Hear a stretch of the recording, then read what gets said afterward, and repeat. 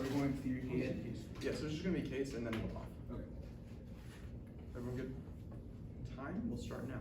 Okay, from contention, what is econ crisis? Sachs 19 explains that while Venezuela was in a deep recession before the U.S. implemented sanctions, there was enough economic leeway for Venezuela to recover absent U.S. restrictions. Sanctions destroyed the Venezuelan economy in 3 ways. First is by cutting oil. Rodriguez 17 finds that 95% of Venezuela's revenue comes from its oil sector. However, Cross 19 finds the U.S. sanctions has bar working with state-run Venezuelan oil companies, dropping exports by 67%. Sachs 19 furthers that sanctions and access to necessary credit to cover maintenance, operations, and investment. That's why while in 2016, drop in oil prices hurt oil production in both Venezuela and Colombia, by 2017, Colombia stabilized, but sanctions tripled the rate of production loss in Venezuela. Overall, the lack of oil money hurts the people of Venezuela. Sachs finds that oil revenue pays for medicine, and Zarkson 19 finds that 300,000 people lack necessary life-saving medication. Popular Resistance 19 furthers that lowered supply of oil due to U.S. sanctions have increased global oil prices by 16%. Unfortunately, Beetle 18 finds that higher oil prices raise the cost of doing business, and Kleisen 11 finds that just a 13% increase in oil prices is enough to cause a recession. Bradford concludes that this would push 900 million people into poverty worldwide. Second is a debt default. Rodriguez 17 writes that U.S. sanctions prevent Venezuelan access to global financial systems, preventing debt restructuring. Because of this, Sapka 19 concludes that sanctions cause harsh defaults on multiple debt instruments. Luckily, Markov 17 finds that should Venezuela re-engage with the international financial system, international deals from the IMF would restructure debt alongside billions of dollars in loans, stabilizing the Venezuelan economy.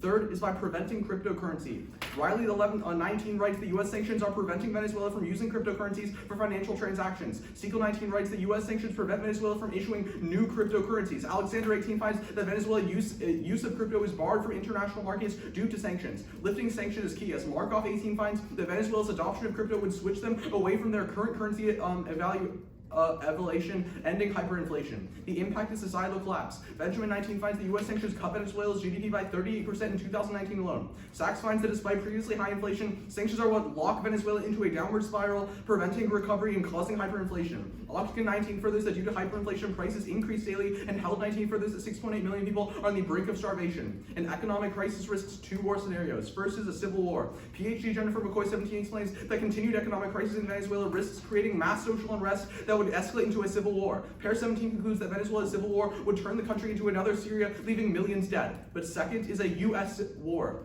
Z's 18 explains that sanctions have created a humanitarian condition in Venezuela that is now being used to justify military action. DeBoe 14 confirms that the U.S. did this in Libya and Iraq, and sanctions on Venezuela are a prelude to war. Opticon 19 furthers that Maduro will turn diversionary, ordering a preemptive strike against Brazil to distract the Venezuelan people from devastating economic conditions, bringing the U.S. military in as well. O'Neill 18 finds that given the level of militarization a U.S. invasion would compare to Iraq war, Fandom quantifies that the U.S.-Venezuelan conflict would kill 2 million people. Armstrong 19 furthers that Russia would enter backing Venezuela. Reiner 19 furthers that the U.S. military underestimates Russian aggression, risking miscalculation in Latin America in the event of a U.S. confrontation. Thus, Paul 19 explains that the U.S. invasion risks Russian thermonuclear war, which Star 15 concludes would cause extinction. One off. A is the interim. The other team has to respond to all other substance in their next constructive or conceded standards. One is predictability. If they can respond in second rebuttal, they can sandbag DAs and we don't know what they'll go for. Second is time skew. Not responding in second constructive means that we can't frontline until summary. This puts them at a 4-3 structural advantage. But 3 is clash. Responding early gives us more time to respond, increasing clash. D is the voters. First is education. It's the entire point of debate and leads us to better policy making, which solves all case issues. Second is fairness. It's necessary for the judge to adequately choose who won a debate. And lack of fairness means that debate is always tilted and it becomes meaningless. Underview. Don't give them an RVI. Don't give someone a medal for not being abusive. You don't arrest someone for not following the law. Being ethical in debate is a floor, not a ceiling, and they shouldn't garner any offense off not committing any abuse. Default to competing in terms over reasonability. Reasonability begs judge intervention, as there is not a comparison between the 2 different models of debate. Reasonability allows them to turn it into a question of whether or not what they do is reasonably fair, which a judge can never object to, drop the debate, or to set a precedent, and thus negate. Affirm. We'll just take prep real quick. Okay.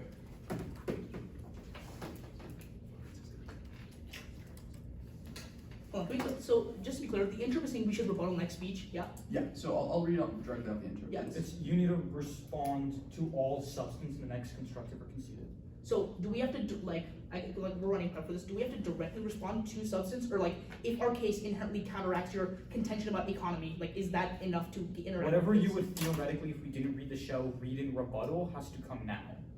So everything in rebuttal has to come now, or it's like. Yeah, it's like the way they do it in policy. It's like this is So like this this is doesn't- now your rebuttal and constructive speech, basically. That's what we're saying. No one good? Okay.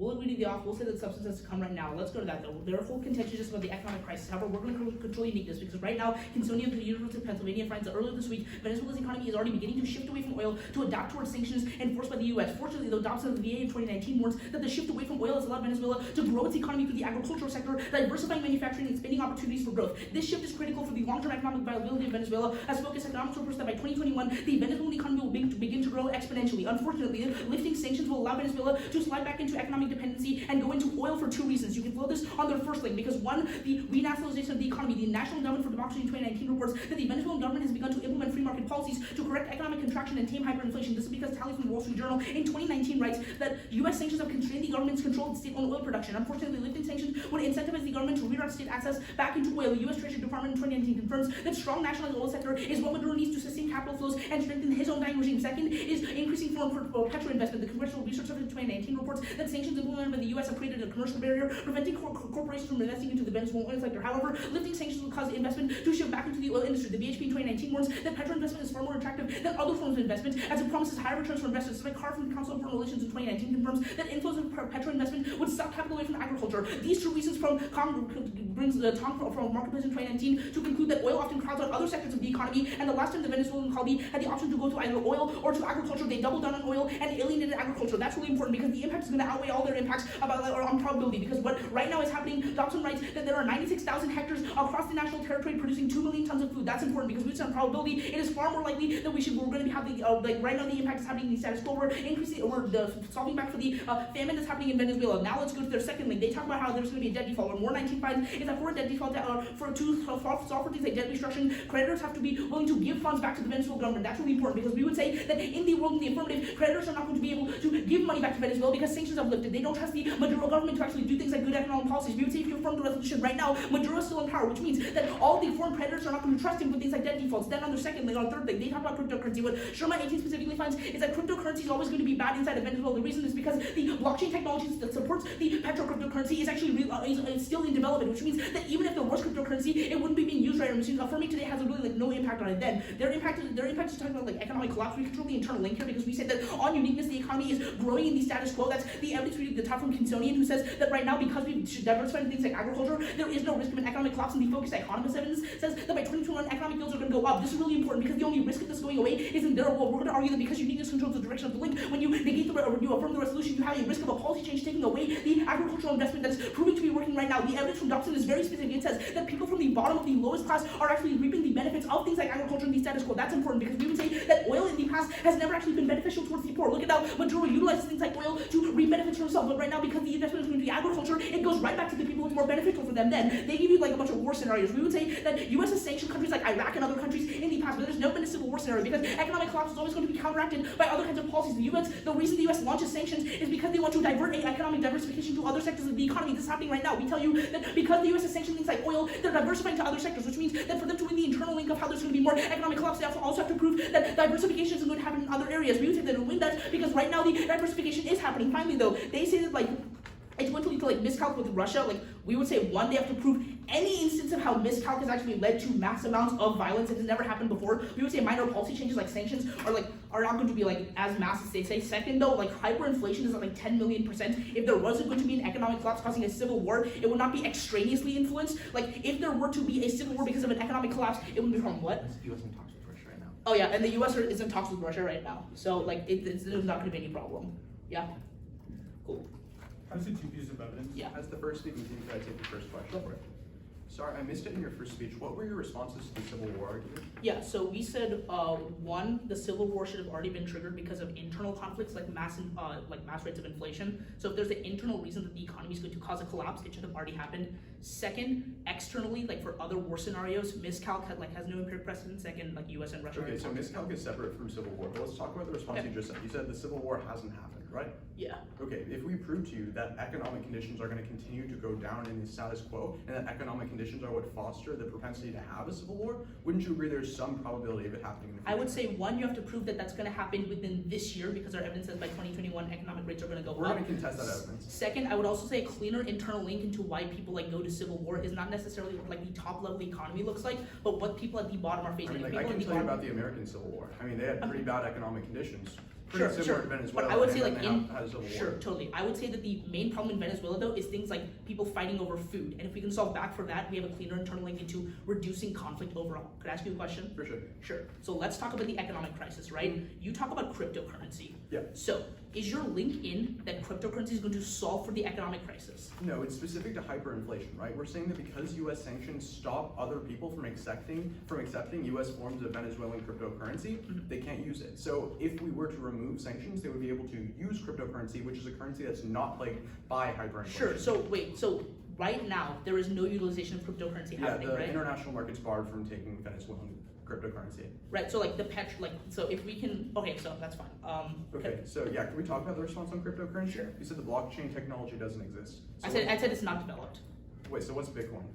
Well, I know. I said that the specific cryptocurrency that Venezuela uses, which is known as the petro, we can like hand you evidence that says that the blockchain currency is not developed, which is why they're not using cryptocurrency. It has nothing to do with sanctions. Like that's our response. They would use it if the blockchain technology was developed. Okay, we'll see that. Yeah, sure. Do you have a So question? yeah, so let's talk about the intro, right? I just want to know something. Mhm. Since the next two speeches or since the next speech is a constructive, does that mean we're orienting this off like we can? No, the read next the speech evidence? isn't constructive. It's not like this is was just a constructive. There's two constructives, two rebuttals. Does that mean we can read new No, offense in we're the next saying speech?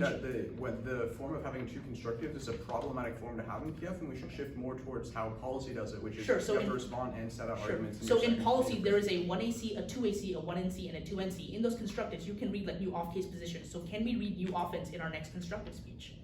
If you read it as a turn, like as anyone can do it in a Sure. rebuttal. Okay, that's all I wanted to know. Okay, let's talk about your case. So let's talk about creditors being unwilling to give Venezuela Yeah. new loans, right? Yeah. If the IMF has stated that they're willing to give Venezuela a loan and that they're willing to work with them, how does that interact with Sure. the So, argument? so we can give you specific evidence that says that the IMF has said that they're interested, but because the humanitarian crisis is so shaky on the ground, they're not going to do so. You have to win your impact to win the Then link. what does the IMF do? Their job is to help people in humanitarian crisis by giving them loans. If Right. they're saying I don't want to help them because Sure. they're in a humanitarian Sure. crisis, So the warranty from the evidence we read is very specific in saying that because hyperinflation is such at a high rate, the amount of aid that the IMF would be able to give would be unsustainable. They need to have some sort of solvency before the IMF can have an effective For solution. yeah, can we see your evidence on crypto? Yep. Y'all ready? Yep.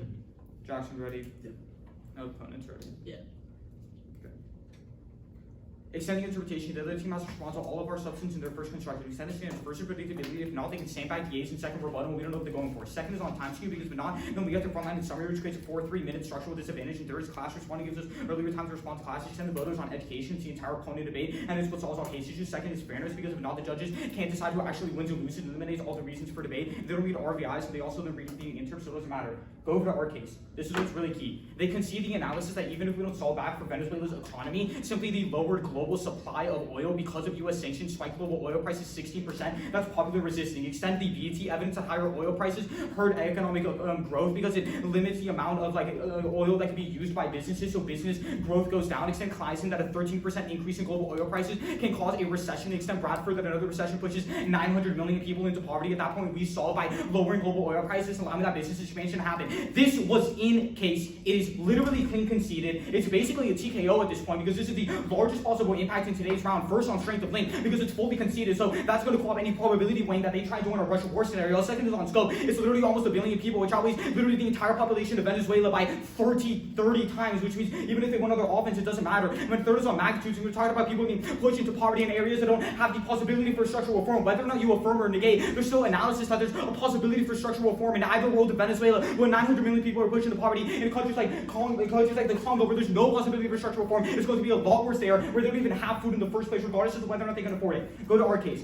Off the top, they talk about switching away from oil. One, the only reason they need to switch away from oil to agriculture in the first place is because they fucked up the economy because of sanctions. Meaning their entire argument is about shooting yourself in the foot and putting a band-aid over it. Second, we'd argue it's not going to happen. Their evidence simply says they want to do it, but if Venezuela has no fucking money, because guess what? Sanctions, they didn't have no money to implement into the agricultural sector. Third, we'd argue this doesn't solve for hyperinflation, which is critical because if hyperinflation is so incredibly high that people can't afford any of the food that is produced, meaning we control the prerequisites to literally the only offense degree in today's round. 40% of their evidence is horrible. It says in 2020 there's going to be an 8.4% reduction in Venezuela's economy, and then in 2021 there's going to be a 0.7% increase in their economic growth. It does not look at long-term trends, and it's really bad at that point. Conclude the SACS 19 evidence that says in the long term, as long as sanctions are in place, economic recovery is impossible. Their evidence does not say there's a trend, looks at a 1 year blip, then go to our second link talking about debt restructuring. They say nobody's going to do it because creditors don't trust Venezuela, but that's not true. You can extend the World Economic Forum analysis that in the event in which Venezuela attempted to reconnect with the global financial system, something that can only happen when you affirm all of a sudden the World Economic Forum and the IMF would work together with Venezuela to attempt to stabilize their economy. The amount of existing loans will be able to prevent economic recession. Then go to our Argentine currency. One, their evidence is literally horrible. It does not say that it's not possible. It says it's not happening right now. At that point, 3 responses. First, we say the reason cryptocurrency is still under development right now is because sanctions are preventing usage, which disincentivizes Venezuela from using cryptocurrency, which means you vote affirmative and you text back against other arguments. Second, we argue linked to long-term solvency, which is more important for long-term or short-term, because first, it snowballs and affects more people in the long-term. Second, it has structural values which decrease the probability. It has more structural effects which decrease the probability that intervening actors prevent the impact. And finally, we would argue that in the long term, we solve hyperinflation, which prevents all their arguments about food, because if there's hyperinflation, then guess what? People can't buy food no matter how much food is on the shelves.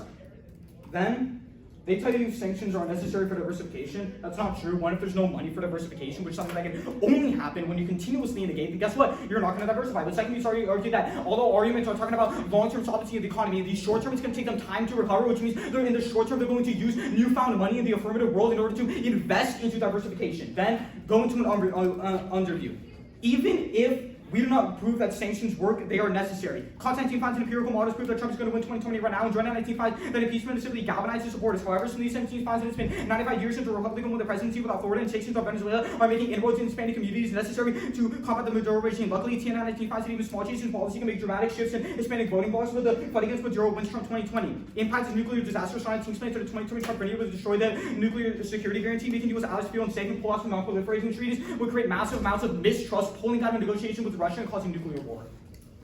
So can you repeat the entire order? Sorry. Yeah, so it's going to start off on the Trump 2020 with some Maduro stuff, and then it's going to go down the case. Okay. With that.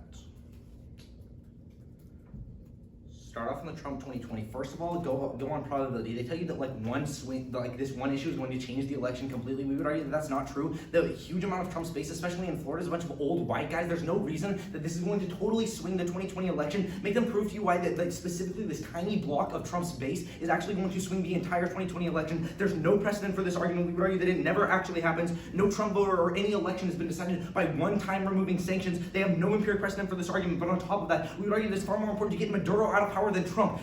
We do this in two ways. The first is deteriorating Maduro's inner circles. Writing of CSIS in 2019 reports, the U.S. sanctions specifically targeted military officials who play critical roles in Maduro's government. This is critical as Bueno of State in 2019 reports that Maduro's inner circle only remains loyal as long as they can count on their leader to ensure they have steady, continuous, substantial flow of access to both wealth and power. But as the incumbent's reliability on that front comes into doubt, Maduro will lose support. Jim of the Miami Herald in 2019 confirms that Maduro's closest allies are plotting against him right now. The second reason is that we're cooperating with Russia. Growth of the Wall Street Journal this month reports that although Russia initially supported the Maduro regime, Maduro's failed economic policies have caused Russia to redact their support in keeping Maduro in power. Hall of CNBC in 2019 warns that Russia has critical assets in Venezuela that they have vested interest in protecting before anything else. As a result, press at South China Morning Post in 2019 writes that Russia's called for Maduro to initiate talks with the opposition. Maintaining sanctions ensures that U.S.-Russia cooperation is effective. Both nations no longer supporting the oppressive Maduro regime. And Board of Vox reports just a few weeks ago the U.S. is planning on siding with Russia to work on a transition plan for Russia. Put this also on their impact about war between the U.S. and Russia. The U.S. and Russia are already working on a transition plan to get Maduro out of power. They'll never go to a nuclear war about it.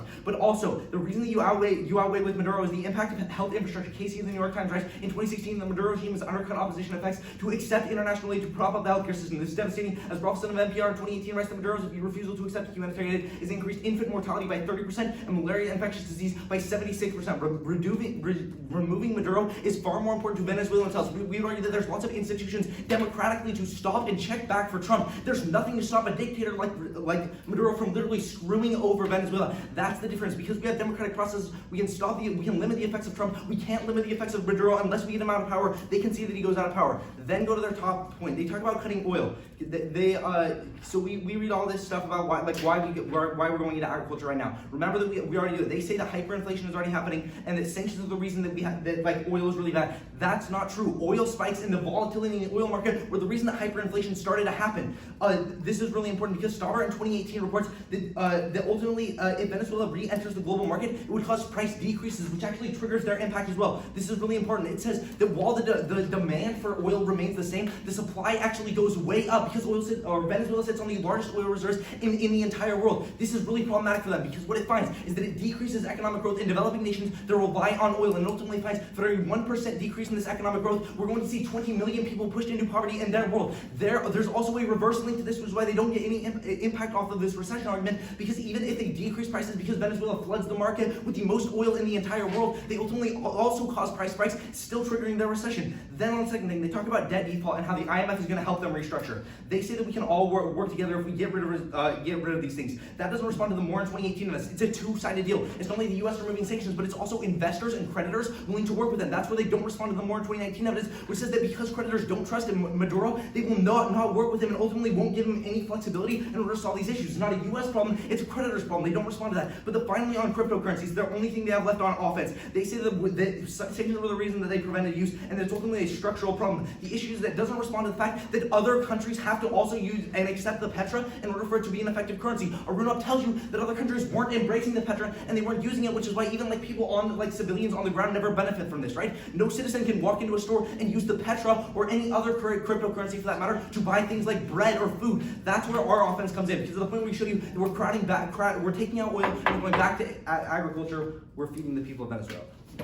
You ready? Yeah. So you bought our theory show that you need to respond to our offensive constructive in your constructive, right? So why did you just read brand new responses to the recession argument we made in case? Well, it's building off of what Arunov. Sorry. No, I'm sorry. That's not the way the show works, right? You agree that you need to respond. This was the interpretation. All substance in the next constructive or conceded, right? You're right, but I can build off of what Arunov says, right, in his speech. No, you never made one. You never made that analysis. Also, and two, that still violates the intern. Well, first, you read a Trump disadvantage in your speech. So we respond to Trump. You can respond to Trump. Yeah, I'm talking about the turn he made about how oil price spikes are actually a good thing because low oil prices hurt the developing economy. Arunov reads that when he reads our argument on oil, where he gives you the two reasons why oil would go back in if we stop sanctions, and he gives you the impact about how agriculture is really good. He talks about how oil is volatile. The thing is, he does not read the analysis. No, he doesn't read the analysis about how low oil prices would help, and that like a 1% increase in economic growth lifts 20 million people out of poverty. That's all brain. But it's building on the new argument. Right? You can't build on you want. No, you know what's the issue with that? By that analysis, Jackson and I could just build off of one card in our case and turn one card then in rebuttal to two cards, in summary into three cards, and then finally focus on a brand new contention. Hold on. Here's the problem, right? We read a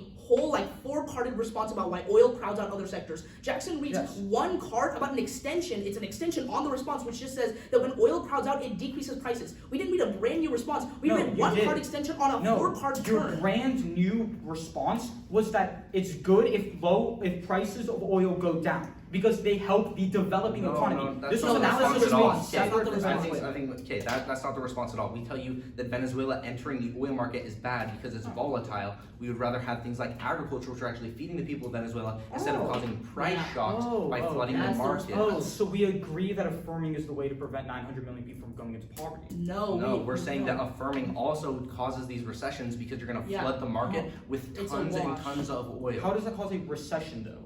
I understand your analysis about how that helps economic growth, but that's not the same thing as a recession. No, right. That comes from the stalker. The stalker and 18 evidence. It says that when you flood the oil market with all this new oil, because demand doesn't change but supply does, it drives prices way down and it hurts developing nations that rely on this oil economy. Does it say it crashes the global economy? It's the same internal link that you link in with. It says nope, the internal link that we link into is crashing the developed world, and that spills over. It says that the developed. Okay. Exactly. The developing world. Our link in is the developing. Yeah. So how many people get pushed into poverty? Because the Bradford evidence is talking about a recession that's comparable to 2009, and that's what we're linking into. We give you a scalar impact of a 1% decrease in the economy leads to 20 million people. So how many people? Give me a number. I can't because we're disrupting the global economy. At least 20 million. Also, we would say that your impact is a bright line, so you have to meet a higher threshold, and we can just win Not really. Considering you drop it, then it's 100% probability. It's not. One more time. The order is going to be the one off, then the AC, and then the NC. Okay. Is anyone not ready?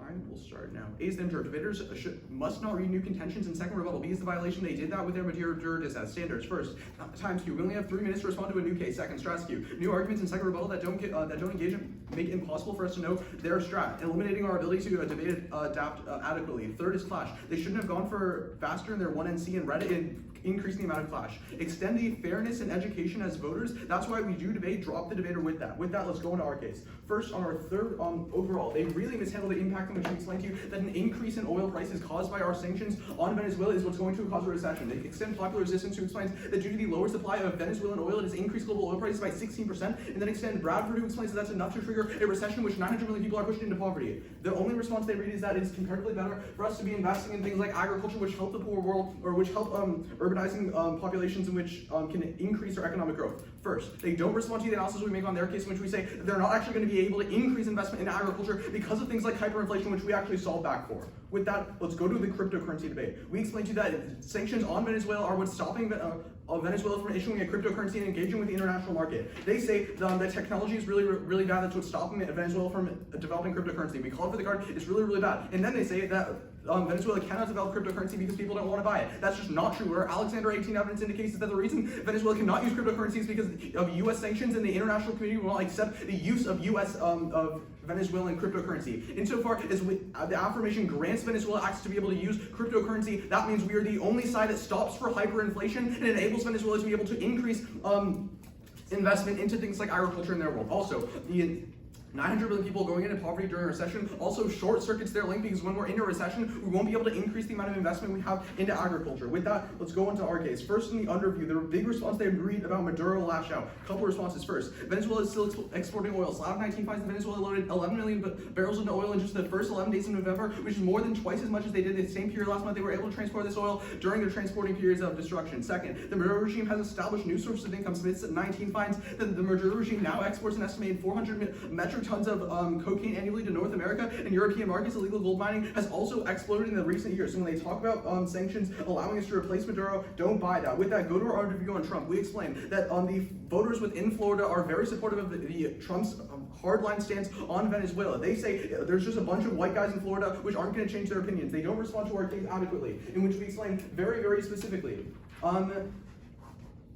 One second. Yeah, okay, in which TNN 19 explains that these are key swing state voters in order for Trump to win the election. It's not the bunch of white guys that are in Florida, it's the people that care about Trump's hardline stance on Venezuela. And then we implicate that Trump winning 2020, which is what happens when you vote on the negation due to these voters, is really bad, because of what Star 19 explains, that Trump winning 2020 would cause the security guarantee to go down within our allies, cause them to nuclearize, and cause nuclear extinction. Someone good? They say we were to bring contention. No, he didn't. Jackson read a turn on top of the Trump. He said that it's more probable to evaluate how pushing on Maduro is going to be better overall than pushing on Trump, because Trump has other kinds of things that check him back, like democratic institutions and things like the electoral process that make sure that there are better ways to check back for abusive powers that Trump has. But Maduro is literally a dictator. It far outweighs, because it's more probable and it's a better issue to be able to solve back for things like Maduro and dictatorships than to solve back for like a democratic system that's supposed to pick people by the amount of people that vote. But then they say that there's like Stratsky. We're gonna say that like you should probably drop them. This is a bigger reason, because they said that like they read like 2 different theory shows in the same round. They can like kick whatever they want. You can probably read a new one in the next speech if they want. Like if they can continue reading theory shells without giving you like a justifiable interpretation, that we would say that it's a bigger reason to drop them down, because it hurts the debate space overall. It's like more of a reason to like it's like more offensive than theirs is. Let's go to case though. Their only extension here on oil is that global recessions increase because of 16% price, but they don't interact with Jackson's response from Stalker, who says that when like in both scenarios, because demand doesn't change, supply increases, that rapidly decreases prices. That means at best this is a wash, because you could say that sure prices will go up, but as soon as Venezuela rapidly joins the oil sector, their amount of supply increases, and it causes the demand spike to not change, and it causes prices to go down. And that means that there's no interaction on that link. But then they go for crypto, and they just feel like crypto is going to be utilized because our evidence is bad. No, our evidence literally says that regardless of if the U.S. is going to recognize the cryptocurrency, first they don't have the blockchain technology to develop it, but second, other countries are not going to recognize it. That's what we specifically tell you, because other countries don't have any kind of vested interest to look towards like Venezuela's cryptocurrency. There's no reason that's going to be like, there's no reason to get access to the internal link about why it's going to hurt like their economies. Then, on this Trump thing, all they say is that like the key voting states are in Florida. What we would argue is that one, the base is white inside of Florida, so even if he wins the amount of the base, it's more likely to win it. But then also we would say they don't actually implicate to you how important it is, how important Venezuelan sanctions are for people inside of Florida. We could say that there are a lot of things that people in Cuba care about. For example, if Trump gives out like someone in Florida like that's Cuban a job, they're more likely to vote for for him that if he lifts sanctions on Venezuela, there's no implication as to why taking away sanctions from Venezuela lets all people that are Latin American be helped. Also, we would say, what? Our impact on agriculture. Oh yeah, I'll get back to that on the top. Okay, and you know what, go back up to oil. So, yeah, we actually get offense off this because we would say that our impact is scalar, that it has a bright line, so they have to actually meet a certain bright line towards triggering the impact of a global recession, whereas every single time that there is a marginal decrease in the amount of growth inside of a developing country because prices actually go down inside of oil importing countries, it's scalar. A 1% decrease in these growth leads to 20 million people in poverty. They have to prove that they meet the bright line, which they haven't done. We would say they can't implicate it anymore, but also we would say that even a marginal risk of solvency on the side of the negative is enough of a reason to vote. Then, on to agriculture. This is where we win the ballot. They don't really interact with this. All they say is that their case outweighs. We would say you can extend Dobson, which says that right now we are putting 2 million tons of food into people in Venezuela and they're reaping the benefits right now. That outweighs on their case for two reasons. First, on probability, we would say all these impacts about like nuclear terrorism happening would have happened when Trump last got elected. It's not going to happen now. But on top of that, we would also say that it's more probable to vote for things like uniqueness. We control uniqueness because right now the economy is on an upward trend. We tell you that from the focus economics evidence that says that right now growth is going to go up in 2021. They say that's not a long-term projection, but obviously there's a risk of growth happening right now. You should rather negate the resolution than affirm on like something like super low probability and super like frivolous like nuclear terrorism because Trump's going to get reelected. Everyone ready? Yep. Start on the theory show. First, it says to turn out a contention. That's not true. Literally in Flex Prep, they called it case. They called it contention. They called it their offense that they would have read in constructive. But at that point, they say drop this because we read two theory shows without justification. All of them are justified. We're not going for the theory show. They say it's not justified, but they literally drop all of the standards as to why, one, like reading a new contention is bad because it time skews us. Second, it stress skews us because it's hard for us to respond to it. And third, it would have increased class if they read it in constructive. All of our theory shows were justified. There's no reason to drop us considering if they did read a new contention, that would have been abusive in seconds rebuttal. They never contested that. Go over to the case debate. This is actually a lot simpler than it seems. They did not extend the piece of evidence that a 1% decrease in economic growth pushes 20 million people in poverty. In summary, they did not extend any of the implications about agriculture outside of Venezuela, and they did not extend any of the implications as to why a decrease in prices hurts many countries. They never extended any impact analysis, but at that point, where you can cleanly extend, which is a literally 100% probability, is the popular resistance analysis that sanctions on Venezuela increase global oil prices 16%. The clean set evidence, which says that a 13% increase in oil prices causes a recession, so we do pass the bright line. That was dropped. And you can extend the Bradford analysis that another recession, which is 900 million people into poverty. That outweighs their case, first on like strength of link, because its argument is cold conceded. Second is on scope, because it's nearly 1 billion people, which is the biggest impact in today's round, regardless of literally any other offense in today's round. And third, because it's a prereq to all of their analysis, because remember what Jackson tells you, which is that if a recession happens, then investors pull out of the developing world, and it creates a feedback loop, which literally links into all their impacts about oil importing countries getting hurt. Then they talk about cryptocurrency, literally call the evidence is horrible. That like our evidence is a lot better. At that point, we tell you that they would develop the blockchain in the event in which their incentive goes up, and at that point, states would start using it. The only reason they aren't using it right now is because of sanctions. And you can extend the analysis that they develop crypto and they move away from their dependency on the dollar, and then that solves back for hyperinflation. Hyperinflation is also terminal defense on their agriculture argument, because they draw that as long as hyperinflation exists, people can't buy food, so the agriculture industry literally means nothing. And if at that point, you might as well just default out because we're first speaking. Yep, it's going to start on theory and then go to the 1AC. Yeah. With that. Two responses on the theory. They say that we call it a contention. One, we would say that we don't trigger the violation because we still interact with our Trump warranting. We give you a turn in how Maduro is worse than Trump. We show you how they interact. That doesn't trigger the link. But on top of that, they get up here and they read and then kick two theory shells. They can keep doing this. We'd say this is abusive and this is like terrible for the debate norms. Or they don't respond to that Aruna puts on their case. Then go to their offense. The first thing they tell you is that cutting oil is going to cause a recession. They say that like we've dropped all these things, and really what they say is that we don't extend the evidence from 2018 that says that there's going to be recessions because prices are going to be driven down.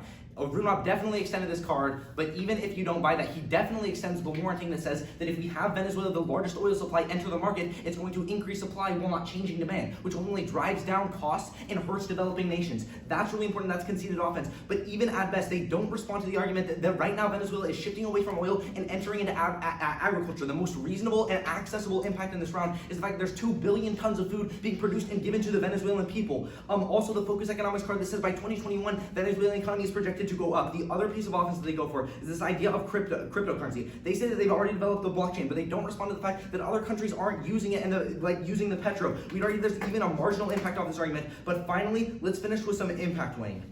First of all, they don't extend any contextualization on their impacts about preventing Yeah. Okay, so they don't extend like any contextualization on like the cryptocurrency argument. They don't like they say it's going to end hyperinflation, but they don't contextualize like what that means. They don't extend anything on here. Ultimately finish with two pieces of weighing. First is on bright line versus scalar. Remember that our impact is scalar, so we show you that the developing economy can continue, like as Venezuela enters the market, it's going to slowly hurt developing nations. They have to meet a bright line where they trigger a recession. Considering they have no empiric precedent for this argument, we would argue that it's far more likely that we see our scalar impacts continue to happen and hurt developing nations than an entire world recession happening. But then the second is on probability. We'd argue that all of their impacts about like Trump getting reelected, about like all this nuclear war, and about how there's going to be a global recession, they're unlikely and empirically unwarranted. We argue that the actual cleanest link into this round is the people in Venezuela getting food by an agriculture shift, thus we negate. Fair enough. Me too.